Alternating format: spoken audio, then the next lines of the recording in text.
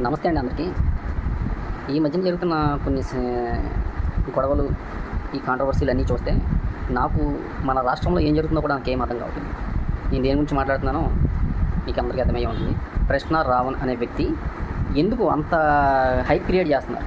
ఎందుకు ఏం చేశాడు? ఈ దేశానికి ఏమైనా చేశాడా? లేదా దళితులకి ఏమైనా చేశాడా?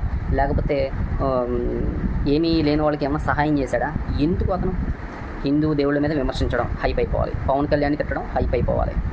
ఇప్పుడు జరుగుతున్న ఈ కుట్ర అంతా కూడా హిందుత్వం మీద దెబ్బతీయడానికి జరుగుతుంది. ఇదంతా కూడా అది క్లియర్ కట్గా అందరికీ అర్థమయ్యేది. ఎందుకు అంత హైప్ చేయడం? ఇలాంటి నెగిటివ్ మాటలు మాట్లాడి మన దేశంలో పేరు సంపాదించుకోవాలి. ఇది క్లియర్గా అందరికీ అర్థమవుతుంది. అర్థం చేసుకోండి అర్థం కాలేని వాళ్ళకి. పవన్ కళ్యాణ్ని తిడితే మనం పెద్ద పేరు వస్తుంది. ఏం పేరు వస్తుంది? అన్నం పెట్టేవాడికి పేరు వస్తుంది. అన్నం నోటికాడ ముద్ద తనినోడికి కూడా పేరు వస్తుంది. కానీ రెండింటికి ఒక తేడా ఉంది. అన్నం పెట్టినోడు కడుపు నింపుతాడు, నోటి దగ్గర ముద్ద తనేవాడు అడిగి ద్రోహం చేస్తాడు. రెండింటికి తేడా లేదా? అది గమనించుకోండి మిత్రులారా.